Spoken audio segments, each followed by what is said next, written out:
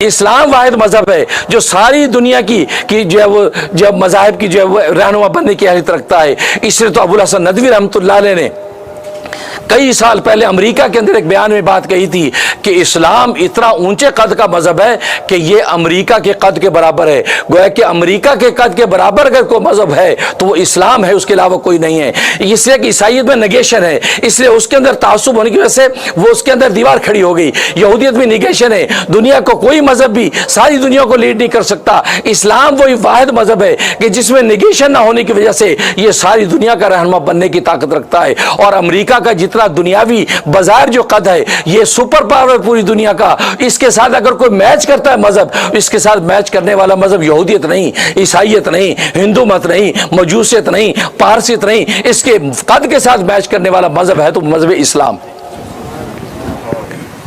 और जब इस्लाम दुनिया में आएगा तो फिर दुनिया का हर घर खुशहाल, और वो आएगा।